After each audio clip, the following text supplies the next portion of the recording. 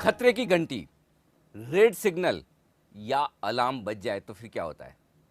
नींद खुल जाती है, चौंक जाते हैं, आप सावधान हो जाते हैं और कई बार परेशान भी।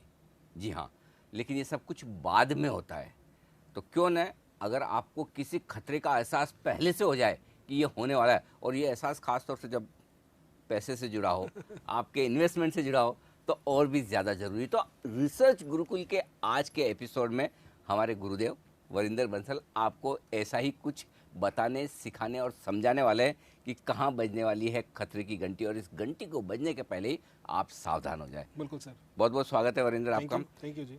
एक चीज़ जो मैं बताना चाहता हूँ हमारे दर्शकों को, वो ये कि कई सारे स्टॉक ऐसे होते हैं कि ऐसा लगता है कि ये स्टॉक तो कभी रुकेगा ही नहीं, इसको तो सिर्फ और सिर्फ ऊपर ही जाना है। और जो लोग इस स्टॉक को रिकमेंड नहीं करते हैं या लेने से मना करते हैं, उनसे बड़ा बेवकूफ़ दुनिया में कोई है नहीं। ऐसा बहुत सारे रिटेल इन्वेस्टर्स मानते हैं, बिल्कुल। और राइटली सो, बिल्कुल। क्योंकि शेयर का भाव हमेशा ऊपर जाता है। बिल्कुल। लेकिन कुछ कुछ केस ऐसे होते हैं जब वो गिरता है तो वो कहते हैं ना, circuit to circuit, circuit to circuit ऊपर चलता है। जब नीचे आता था भी वो सीढ़ियाँ ही बनाता है, नीचे उतरने वाली सीढ़ियाँ बनती है हर रोज़ 5% नीचे, और कहाँ जाकर रुकेगा पता नहीं, पेनी स्टॉक्स हो जाता है। तो आज हम इस एपिसोड में कुछ ऐसी ही कंपनियों की बात करेंगे जहाँ पर बहुत तेज़ी हुई, और तेज़ी होने के बाद वो स्टॉक गिरे भी धड़ाम से। लेकिन क्या आपको, हमें ये पता चल सकता था कि ये शेयर गिरने के संकेत दे रहा है? कहीं न कहीं कुछ न कुछ कंपनी के बिजनेस मॉडल में, बैलेंस शीट में, प्रॉफिट एंड लॉस में, कामकाज में खराबी है, और यदि थी तो फिर क्या उसे पहले से भांपना आसान है? आज इसी पर बात करेंगे, और हम एक एक कंपनी का नाम लेकर, उनकी बैलेंस शीट लेकर हम एक कोशिश करेंगे समझने की कि इस कंपनी में क्या कुछ ऐसे सिग्नल थे। इसमें हम एक बात पहले डिस्क्लेमर दे दें, बिल्कुल कि न तो हम ये कह रहे हैं कि कंपनी अच्छी है, ख़राब है, बिल्कुल हम ऐसा कुछ भी नहीं कह रहे हैं। न हम ये कह रहे हैं कि बैलेंस शीट फर्जी है, प्रॉफिट एंड लॉस अकाउंट सही नहीं बना हुआ है, ऐसा कुछ भी नहीं कह रहे हैं। हम सिर्फ ये कह रहे हैं कि कुछ डेटा हम आपको ऐसे बताएंगे, उन डेटा के बेसिस पर आपको क्वेश्चन करने चाहिए, सवाल उठाने चाहिए कि क्या ये डेटा सही है, अगर नहीं तो फिर क्या मेरे पैसे इस कंपनी में, इस शेयर में जो लगे हैं वो सेफ़ है या नहीं। और सबसे ज़्यादा एक कंपनी को लेकर जो चर्चाएँ होती है, जो लगभग हर रिटेल इन्वेस्टर्स के पोर्टफोलियो में, वो है quality limited. Yes sir. Issue क्या है इसके नाम के अलावा? और भी कोई इशू है कि इस शेयर में क्वालिटी नहीं है, कंपनी में क्वालिटी नहीं है? सर पहले तो मैं ये बताऊंगा कि सबसे ज़्यादा मिस्टेक, चाहे वो रिटेल हो चाहे इंस्टीट्यूशन हो, तब होती है जब बुल मार्केट होती है। तेजी के मार्केट में, तेजी की मार्केट में सबसे ज़्यादा गलतियां होंगी, जिसमें कि अभी हम हैं, जिसमें हम अभी उतना नहीं है जितना हम वो पीरियड जो था ना अपना एक ज़माना था 2014 पेनी से स्टॉक्स 2018 में था, हाँ। जिसने जो बोल दिया हाथ लगा दिया, किसी ने ले लिया, ब्लॉक डील हुआ तो लगा दिया, किसी को पड़ी नहीं है, आज मिस कर दिया तो अगले दिन 20% ऊपर होगा। और ये सारी रिसर्च जो होती है ऑनेस्टली तब होती है जब बेयर मार्केट होती है। नहीं तो उस समय तो रिसर्च कहाँ होती थी, उस समय तो एक कहावत चलती थी, exactly, invest now investigate later. हाँ एग्जैक्टली भाई जब तक आप सोचोगे, पढ़ोगे, समझोगे कंपनी में, तब तक तो स्टॉक डबल हो जाएगा। Exactly. तो इसलिए पहले पैसा लगा लो, Exactly. ये बुल मार्केट की और जो गलती है। समझदार लोग होते हैं सर, कुछ चीज़ें होती हैं हाँ। जो हमेशा दिमाग में रखते हैं, राइट, और हमेशा उस डिसिप्लिन से चलते हैं इन्वेस्टमेंट करने के लिए। और ये कुछ नहीं है, अगेन जैसे सर ने बोला, बहुत अच्छा बोला कि हम लोग क्वेश्चन कर रहे हैं और कुछ नहीं कर रहे हैं। ये कुछ चीज़ें हैं जो अगर आप बार बार अपने दिमाग में रखोगे, बैक ऑफ द माइंड रखोगे, और जब भी किसी कंपनी में इन्वेस्ट करोगे तो आपको ये सावधान करेंगे, बस और कुछ ये नहीं सिर्फ है। टेस्ट केस है, एग्जैक्टली। जिसके बेसिस पे आपको किसी भी कंपनी में जहां आप पैसा लगा रहे हैं, या जहां आपको हल्का भी डाउट है कि मैं जिस कंपनी में पैसा लगा रहा हूं वो सही है या नहीं, या मेरी कंपनी का शेयर लगातार गिर क्यों रहा है, या फाइनेंशियल परफॉर्मेंस अच्छी क्यों नहीं आ रही, तो ये कुछ एक सवाल है जो आप अपने आप से करिए, बिल्कुल कंपनी से नहीं, आप अपने आप से करिए कि क्या इसके जवाब मेरे पास हैं। नहीं है तो फिर आप इसका पूरा ब्यौरा देखिए, और वो क्या क्या देखना है उसकी शुरुआत करते हैं। एक टेस्ट केस हमारा क्वालिटी लिमिटेड, तो उसका मार्केट कैप सर 3700 करोड़ से गिर के 3700 करोड़ से गिर के 160 करोड़ हो गया था। और अगेन बहुत लोग बोलेंगे यार तुम लोग तो वो कर रहे हो जो पोस्टमार्टम कर रहे हो, ठीक है ना, कि स्टॉक गिर गया उसके बाद बोल रहे हो। तो मैं भी बता दूं कि ये स्टॉक गिरना चालू हुआ फेब 2017 से। ठीक है, तो हम कोशिश हर कंपनी में करेंगे कि अगर आपको क्या संकेत फेब 2017 से या जहां से स्टॉक गिरना चालू हुआ उससे पहले थे, हाँ थे कि नहीं थे। और इंपॉर्टेंटली कि ये कंपनी जो है ये है डेयरी कंपनी है, इसका कोई भी रिलेशनशिप आइसक्रीम कंपनी जो है क्वालिटी आइसक्रीम उससे नहीं है, वो HUL की कंपनी है, ठीक है ना, तो उससे मतलब नहीं है कुछ। नहीं तो कई लोग पता चलेगा एपिसोड देखने के बाद क्वालिटी आइसक्रीम खाना भी बंद कर दें। तो क्वालिटी आइसक्रीम की क्वालिटी को लेकर कहीं कोई दिक्कत नहीं, आइसक्रीम आप खा सकते। तो मैं सर ये सारी की सारी एपिसोड को ना या कंपनीज को 3 हिस्सों में बांटूंगा, profit and loss, balance sheet और cash flow. Profit and loss, balance sheet, cash flow, ठीक है। हर इंसान क्या करता है, सिर्फ प्रॉफिट एंड लॉस देखता है। और मैं हमेशा मानता हूँ कि प्रॉफिट एंड लॉस बहुत चीजें छुपाता है जितना रिवील करता है। P&L मेरे हिसाब से एक बहुत ही इट्स नॉट अ स्टेटमेंट जहाँ पे इन्वेस्टर को देख के पैसा लगाना चाहिए, खाली ठीक है ना, खाली देख के पैसा नहीं लगाना चाहिए। तो अगर आप इस कंपनी का P&L देखते, अगेन हमने लास्ट 11 से लेके FY 18 तक नंबर लिए हैं, तो आपको दिखता कि 1600 करोड़ से इसका सेल्स बढ़ के कुछ 7300 करोड़ हो गया है। ये मतलब आपने 7 साल के डेटा निकाले? बिल्कुल जी, बिल्कुल निकाले। एबिटा 100 करोड़ से 525 करोड़ हो गया है, कामकाजी मुनाफा, और प्रॉफिट जो है 50 करोड़ का ऑलमोस्ट 100 करोड़ हो गया है, डबल ठीक हुआ है। तो सबसे पहले मेरे दिमाग में क्या आना चाहिए कि ये सेल्स है क्या, कंपनी करती क्या है, ये सेल्स कहाँ से आएंगी? 7,500 crore is a very big number. 7,300 crore बहुत बड़ा नंबर है। अभी आपको पता है क्वालिटी एक डेयरी कंपनी है, तो आपके दिमाग में 2-3 चीजें आनी चाहिए जब भी आप किसी कंपनी को पढ़ते हो या समझते हो या सुनते हो कुछ भी। कितना ये मैन्युफैक्चरिंग करता है, कितना ट्रेडिंग करता है, कितना ये सिर्फ दूध का काम करता है या वैल्यू एडेड प्रोडक्ट्स जो होते हैं, दही हुआ, क्रीम हुआ, क्रीम, बटर, जो सब कुछ वो करता है, ठीक है ना। कितना इसका B2B बिजनेस है, कितना B2C बिजनेस है, कितना ये मिल्क प्रोक्योरमेंट इस धंधे में बहुत जरूरी है कि ये किस तरीके से अपने डीलर से लेता है या बाहर से लेता है। और ये सारी चीज एनुअल रिपोर्ट में होती है, सारी की सारी चीज एनुअल रिपोर्ट में होती है, आपको समझना चाहिए।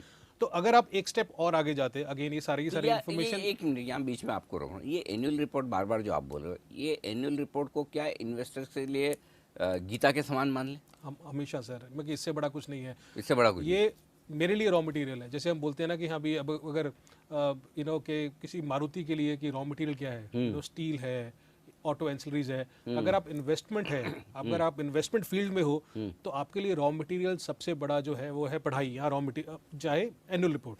तो एनुअल रिपोर्ट बहुत बहुत बहुत बहुत बड़ी चीज है सर। घिस के गोल के पी जाते हो? नहीं, बिकॉज वही ही जरूरी है, उसी में आप पैसा लगा रहे हो, आप पैसा उसी में लगा रहे हो, आप उसके बेसिस पे ही पैसा लगा रहे हो। अगर आपको धंधा ही नहीं समझ आएगा तो आप क्या करोगे? तो मैं उस पर आऊंगा बार बार। तो अगर आप थोड़ा सा आगे जाइए तो आप देखिए कि अगर 7,300 करोड़ के इसके सेल्स थे और लास्ट 8 साल का फिर डेटा देखोगे तो आपको मालूम चलेगा कि इसकी परसेंटेज ऑफ ट्रेडेड कितना था। तो ये पहले 7, 8, 10% का परसेंटेज ऑफ ट्रेडिंग करता था। बाद में जाके इसका बढ़ के कुछ 33% हो गया, फिर कम होकर 20% हो गया। तो ये प्योर मैन्युफैक्चरिंग करता, ट्रेडिंग कंपनी भी है। 20 से 30% इसका ट्रेडिंग भी होता था। अभी बहुत लोग सिर्फ सेल्स, एबिटा और पैट देखते हैं। मैं बोलता हूँ ग्रॉस मार्जिन भी देखो। अभी ग्रॉस मार्जिन देखो तो इसका ग्रॉस मार्जिन जो है 10% के आसपास थे। बट इसके अगर पेयर्स देखोगे, पेयर्स मतलब प्रभात हुआ, पराग हुआ या फिर हेडसन हुआ, तो उसके 20 से लेके 25% के बीच में ग्रॉस मार्जिन होते थे। तो इस कंपनी के ग्रॉस मार्जिन पेयर से जो पेयर की जो उसके कॉम्पिटिटर्स हैं उनसे कम है। तो ये चीज 25% के सामने इनके मार्जिन सिर्फ 10%, 20-25% के सामने 10%। मैं ये चीजें बहुत जरूरी देखता हूँ कि इसका पावर एंड फ्यूल कॉस्ट कितना है। पावर एंड फ्यूल कॉस्ट इसका कुछ 0.2%, 0.3% ऑफ सेल्स था। दूसरी कंपनीज का जो आप देखोगे 2% था। सेलिंग एंड एडमिनिस्ट्रेशन एक्सपेंसेस जो है, बिकॉज ये B2C में जा रहा था, अक्षय कुमार जी को भी लिया था इन्होंने अपना ब्रांड एम्बेसडर, तो सेलिंग एंड एडमिनिस्ट्रेशन कॉस्ट इसका कुछ 1% के आसपास था। लेकिन आप अगर दूसरी कंपनीज को देखोगे तो उनका 7%, 8% सेलिंग एंड डिस्ट्रीब्यूशन एक्सपेंसेस होता है। ठीक है, ये ट्रेडिंग करता है, बट ये बहुत कम लग रहा है कंपेयर टू द इंडस्ट्री। इसके मार्जिन 7% है, बिटा मार्जिन, कामकाजी मुनाफा, वो इसलिए है बिकॉज इसका सेलिंग एंड एडमिनिस्ट्रेशन कॉस्ट है ही नहीं है। तो कहने का मतलब ये है कि इस नंबर से देख के आपको ये लगता है कि जो इसके नंबर्स है ना, जो पेयर से उतना तालमेल नहीं कर रहे हैं, एटलीस्ट द इंटरनल मैट्रिक्स नहीं तालमेल कर रहे हैं कि इसका सेलिंग एडमिनिस्ट्रेशन एक्सपेंसेस कम है, एम्प्लॉय कॉस्ट कम है। एम्प्लॉय कॉस्ट उसका ऐसी सिचुएशन में तो इसके जो कॉम्पिटिटर्स हैं जिनसे इनके नंबर्स मैच नहीं कर रहे हैं, तो उनके भी तो गलत हो सकते हैं नंबर। सर अगेन डिपेंड करता है आप उस कंपनी को कितना टाइम तक ट्रैक कर रहे हो। अगर सपोज करो आपने हेडसन को लास्ट 10-15 साल से ट्रैक किया हुआ है, तो आपको समझ आ जाएगा वो गलत है कि नहीं सही है। इसलिए आपको धंधा समझना थोड़ा सा वहाँ पे जरूरी हो जाता है। तो अगर आप इसके देखोगे, चलो सेल्स बढ़ रही है, मेरे दिमाग में बार बार क्या रहेगा कि 7,300 करोड़ का सेल्स, तो मैं देखूंगा 7,300 करोड़ का सेल्स तो P&L में दिखा दिया। चलो अभी कैश फ्लो देखो, आप डेटर्स देखो, बैलेंस शीट में जाके डेटर्स देखो, तो आप डेटर्स देखोगे, डेटर्स इसके 400 करोड़ से उसी पीरियड में 1900 करोड़ हो गए। डेटर्स बढ़ गए, लगभग 5 गुना हो गए, लगभग 5 गुना हो गए। बट डेटर्स डेज के कुछ 95 ही रह रहे हैं, 3 महीने के आसपास ही रह रहे हैं। इवन इसका बिजनेस मॉडल चेंज हो रहा है, बट फिर भी इसका डेटर्स जो है 95-100 करोड़ के आसपास का रह रहा है, जो कि 3 महीने है। फिर अब आपसे पक्का पूछना चाहिए कि यार क्या इस इंडस्ट्री में ये जो 3 महीने का पीरियड है, डेटर्स डे मतलब मैंने माल बेच दिया, बट पैसा कितने टाइम में आता है। मैं एक चीज में हमेशा विश्वास करता हूँ, उस धंधे में पैसा लगाओ जहाँ पे गले में पैसा है, और जल्दी गले में पैसा आए, नगद आना चाहिए, नगद आना चाहिए पैसा, ठीक है ना। इसीलिए कुछ कंपनी जो है HUL हुआ, जुबिलेंट फूड हुआ, उनको गले पे पैसा मिलता है। उनका जो होता है 1-1, 2-2 दिन में उसी दिन पैसा आ जाता है। अरे लोग एडवांस देके लेते हैं। एग्जैक्टली। तो आप देखिए कि जो इसके कॉम्पिटिटर्स हैं वो कितना डेटर्स डे है। अगेन सबका बिजनेस मॉडल अलग हो सकता है, तो आपको ये भी समझना चाहिए, क्योंकि हेडसन इज कम्प्लीटली डिफरेंट। तो उसका हेडसन का आप मानोगे सर डेटर्स डे सिर्फ 2 दिन है, हेरिटेज का 2 दिन है, प्रभात फिर भी लगभग कंपैरिजन आप कर सकते हो इस कंपनी के साथ, क्वालिटी के साथ। प्रभात का 50 दिन है, इसका 90 दिन है। सो कहने का मतलब है, अगेन जैसे आपने बोला क्वेश्चन मार्क, तो आपके दिमाग में क्वेश्चन मार्क आना चाहिए। तो इसका मतलब अगर आप बिजनेस कर रहे हो लोगों को उधार दे के 3 महीने का कम से कम, वो भी 3 महीने का, जो सबसे ज्यादा है, तो इसका मतलब या तो आपको कस्टमर मिल नहीं रहे इसलिए ज्यादा उधार देना पड़ रहा है, या फिर आप उधार ज्यादा दे रहे हो, तो इसका मतलब आप हाई रिस्क बिजनेस कर रहे हो, है ना। वही हुआ ना मतलब। एग्जैक्टली। क्योंकि आपको धंधा बढ़ाना है, धंधा बढ़ाने के लिए आपको कुछ ना कुछ इंसेंटिव देना पड़ेगा, आप ये इंसेंटिव दे रहे हो। फिर बैलेंस शीट में जाके हमेशा कुछ कंपनी का कैश पक्का देखा करो। मैं हमेशा मानता हूं कि अगर बाहर से दिखता है ना कि उसके पास कैश इतना है, आप शेड्यूल में पक्का चेक कीजिए। अच्छा, शेड्यूल में चेक करना बहुत जरूरी है, एनुअल रिपोर्ट में, इसलिए बोलते हैं एनुअल रिपोर्ट पढ़ना बहुत जरूरी है। अभी इस कंपनी आप देखिए, इसके पास कुछ 65 करोड़ का कैश एंड कैश इक्विवेलेंट था 18 में, 65 करोड़, 65 करोड़ का, सॉरी 65 करोड़ का, लेकिन उसमें चेक्स इन हैंड 60 करोड़ के थे। अच्छा, 65 करोड़ का टोटल पैसा है मेरा कैश और बैंक मिला के। कैश मतलब कैश और बैंक दोनों है। हाँ जी। उसमें से 60 करोड़ को तो चेक ही जो पास होने बाकी है। और 2017 में भी ये हाल था। टोटल 84 करोड़ का इसके पास कैश एंड कैश इक्विवेलेंट था, जिसमें 75 करोड़ 75 करोड़ वो चेक्स इन हैंड थे। तो मेरे लिए अगेन ये क्वेश्चन मार्क बनता है कि कोई भी कंपनी चेक्स इन हैंड या करंट अकाउंट में पैसा क्यों रखती है इतना। आपका 80-90% जो पैसा है वो चेक्स इन हैंड या करंट अकाउंट में पैसा क्यों होता है। चेक्स इन हैंड होने में बुराई क्या है।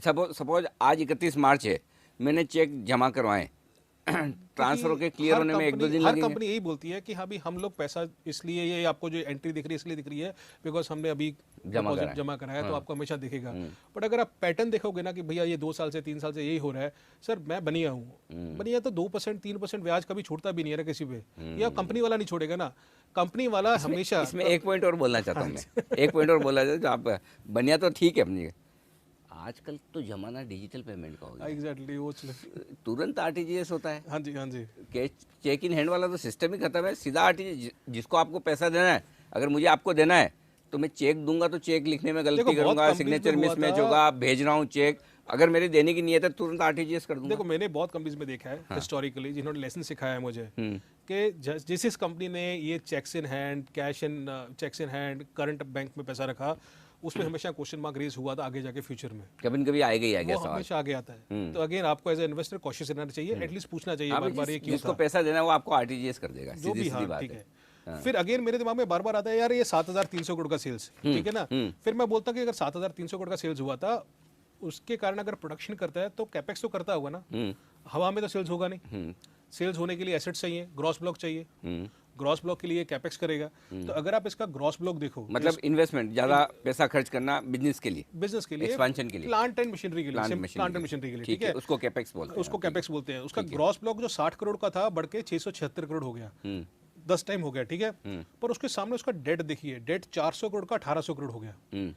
तो मैं अगेन बार बार अपने दिमाग में ये सोचूंगा, एज ए सिंपल अगर रिटेल इन्वेस्टर को समझना हो तो मुझे कितना ग्रॉस ब्लॉक चाहिए इतना सेल्स करने के लिए, जिसको हम फिक्स्ड एसेट टर्नओवर रेशियो बोल देते हैं। एसेट टर्नओवर रेशियो बोल देते हैं।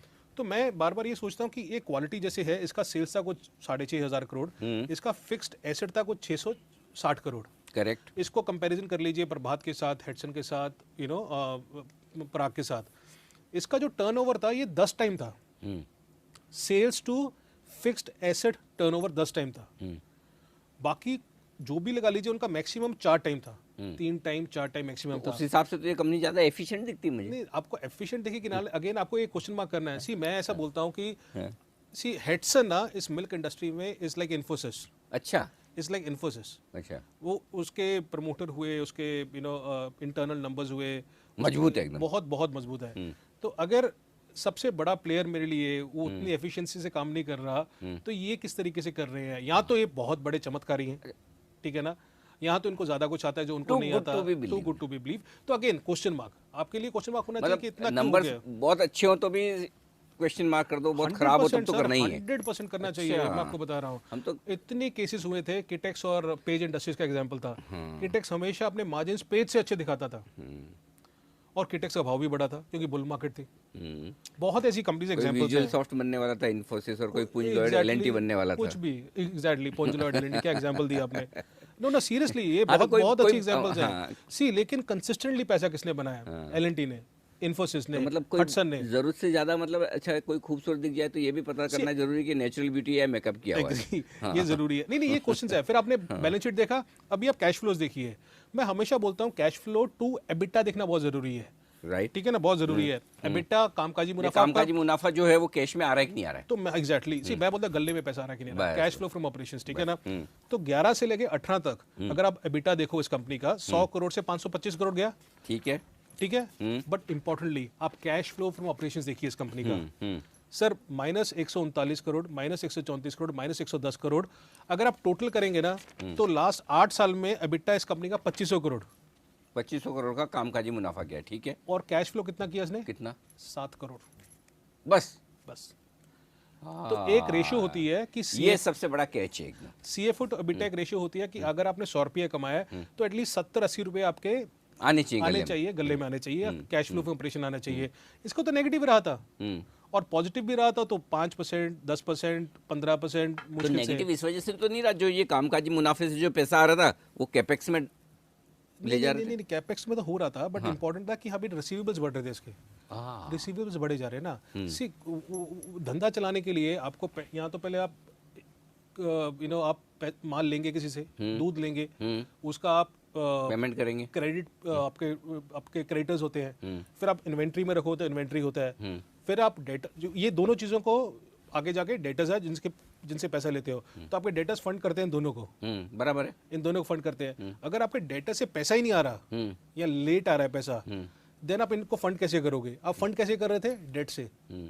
तो आपका 2-2, 3-3 महीने का, 3 महीने का आपका पैसा आ नहीं रहा था, और फिर आपका डेट भी बढ़ रहा था, डेट बढ़े जा रहा था।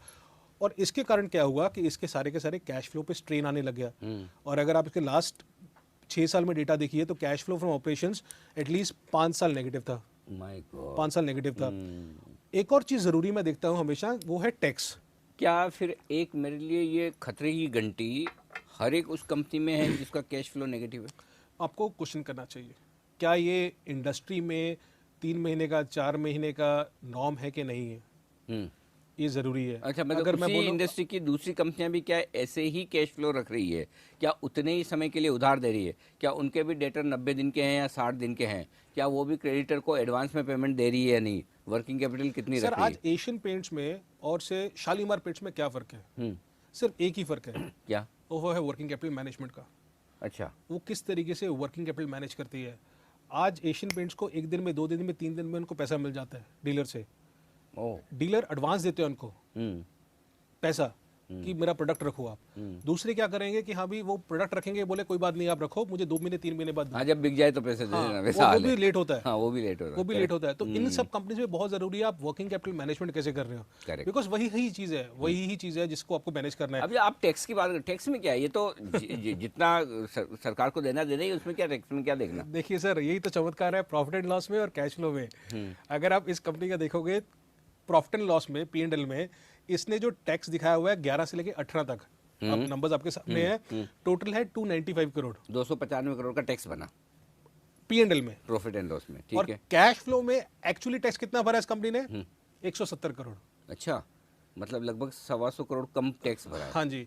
और इसमें एक और स्टेप आप आगे जा सकते हो कि इसका करंट टैक्स लायबिलिटी शेड्यूल आता है बैलेंस शीट में, उसमें आप 18 में देखोगे कि इसने 97 करोड़ टैक्स भरना था, उसके ऊपर 28 करोड़ इंटरेस्ट था, उसके ऊपर इस साल का टैक्स था 63 करोड़।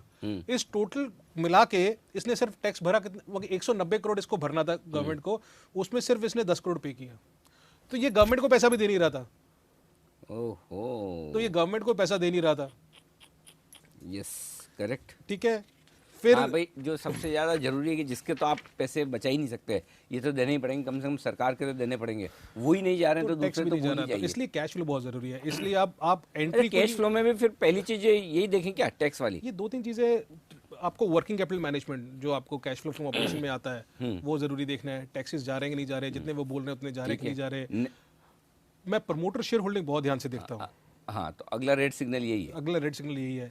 अभी अगेन अगर का आपको ये चेक करना हो तो प्रमोटर शेयर होल्डिंग अगर 11 से लेकर 18 तक देखो इस कंपनी में, सर ये 75% होल्डिंग था प्रमोटर का 11 में, 75%, ठीक है। आज की डेट में कितना रह गया? 24%।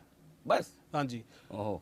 अगेन आप सी, अगेन सिंपल सोचिए, आप फंडिंग कैसे कर रहे हो धंधे की फंडिंग आप डेट से कर रहे हो, बट डेट के लिए आपको कुछ ना कुछ तो कोलेट्रल चाहिए। तो कोलेट्रल क्या रहा इनका? इक्विटी शेयर, अपने शेयर रखो, प्लस प्रमोटर का भी कुछ आएगा, आगे बताऊंगा। तो उस चीज में क्या रहा कि इसका जब प्रमोटर शेयर होल्डिंग 75% से 24% हो गया, बट उसके साथ साथ इसका प्लेज परसेंटेज देखिए आप, 11 में सिर्फ 3% इसका प्लेज था प्रमोटर का। आज की डेट में कितना प्लेज है? 100%। ओहो, प्रमोटर शेयर होल्डिंग घट रही है, प्लेज बढ़ रहा है, ठीक है ना। फिर आपको ये कुछ रिलेटेड पार्टी ट्रांजैक्शंस पढ़नी बहुत जरूरी होती है। ये सिंपल है, ये बैलेंस शीट में आप जाओगे, सिर्फ आप related party transaction control F कर दीजिए, आपको पता चल जाएगा। उससे सिर्फ ये होगा, पता चलेगा कि अगर आप बोल रहे हो कि इस कंपनी में ये वाला नाम है, मुझे ट्रैक करना है, उसके साथ साथ 2-3 नाम और आपको पता चल जाएंगे कितने ज़रूरी हैं, कितने बड़े हैं, कितने इन्वॉल्व है इस कंपनी में। तो आपको इस कंपनी में पशुपति डायरीज हुआ, JTPL प्राइवेट लिमिटेड हुआ और संजय ढिंगरा हुआ, वो आपको पता चल जाएगा। अब ये संजय ढिंगरा जी क्यों इंपॉर्टेंट है? बिकॉज इन्हीं का माल फूटा था सारे का सारा। आपको अगेन पता चल जाएगा कि यही थे जिन्होंने गारंटी दी थी फाइनेंशियल लिमिट्स के लिए कुछ 1150 करोड़ की, उन्होंने शेयर प्लेज किए थे लोन के लिए कुछ 750 करोड़। तो आपको पता चल जाएगा कि भाई ये 2-3 प्रमोटर्स और हैं या कुछ रिलेटेड पार्टीज हैं जिनको मुझे ट्रैक करना है, बिकॉज इन्होंने अपनी गारंटी दी है कंपनी के शेयर्स प्लेज करने के लिए या फिर लॉन्ग टर्म लोन्स के लिए उन्होंने दी हुई है। ठीक है, परफेक्ट, डन। तो ये इस कंपनी में हुआ। अभी लेटेस्ट सिचुएशन क्या है इस कंपनी में? KKR ने ऑफ कोर्स ये इंसॉल्वेंसी पिटीशन फाइल कर दी है इस कंपनी के ऊपर। और अभी चमत्कार देखिए सर, बताइए। इसका जो क्वार्टरली रन रेट सेल्स होता था 1700, ऑलमोस्ट 1700-1800 करोड़ होता था। रन रेट मतलब हर तिमाही में कितनी सेल्स कर रही है? कितना सेल्स होता? 1700-1800 करोड़। आज की डेट में कितना सेल्स है? 1700-1800 करोड़, थोड़ा बहुत कम ज्यादा होगा। 350 करोड़ सिर्फ। ऐसा क्यों? हाँ, अभी आप सोचिए वो कहाँ गया सारे का सारा। तभी मैं बोलता हूँ सेल्स समझना बहुत जरूरी है। सेल्स समझना बहुत जरूरी है कि सेल्स होता कहाँ पे है, एसेट टर्नओवर इतना कैसे होता है। क्या कंपनी ने शेयर के भाव से लिंक किया हुआ है कि भाव गिरे सेल्स गिर जाए, भाव बढ़े सेल्स बढ़ जाए? क्या मालूम। इसका एबिटा जो 100 करोड़ 125 करोड़ होता था, आज की डेट में -1400 करोड़ है। -1400 करोड़। सबसे मजेदार चीज है और जिसको देख के मुझे बहुत गुस्सा आया था ऑनेस्टली, कि इन लोगों ने इतना लॉस क्यों दिखाया 1500 करोड़ का? क्योंकि इन्होंने बोला कि अदर एक्सपेंसेस हैं। अदर एक्सपेंसेस कितने? कुछ 1450 करोड़। 1450 करोड़ में ये बोलते हैं कि प्रोविजन फॉर डाउटफुल डेटर्स, जो मैं आपको बोला आएंगे नहीं पैसे वापस, ये एनपी हो गए इनके 1270 करोड़। 1270 करोड़ पैसे आएंगे नहीं वापस, या प्रोविजन फॉर डाउटफुल डेट्स में डाल दिए। प्रोविजन फॉर डाउटफुल एडवांसेस, मतलब मैंने पैसा दिया था किसी को एडवांस की, आपसे माल लूंगा, हाँ, वो भी नहीं आएगा। 143 करोड़ वो माल भी नहीं और पैसा भी नहीं। सो आपने जो भी रिकॉर्ड की थी सेल्स, और सेल्स इतनी ज्यादा थी, जैसे मैंने इसलिए बोला एसेट टर्नओवर बहुत जरूरी है देखना। एसेट टर्नओवर अगर आपने नहीं समझा होता कि 10 टाइम का क्यों हो सकता है, फिर आपके डेटर्स बढ़ते गए, जिससे लेना उसके भी नहीं आएंगे, जिसको दे दिया उसके भी नहीं आएंगे। और आज राइट ऑफ कर दिया सारा, और आज right of 1500 crore right of कर दिया। और इनके ऊपर ये इंसॉल्वेंसी प्रोफेशनल जो है, इंसॉल्वेंसी में कुछ 2200 करोड़ का क्लेम चल रहा है। फाइनेंशियल क्रेडिटर्स हुआ, ऑपरेशनल क्रेडिटर्स हुआ, या पैसा मांग रहे हैं। इन्होंने अनपेड टैक्स है कुछ 180 करोड़ का। दुबई की सब्सिडरी बनाई थी, वो कर दी है, बंद कर दी है।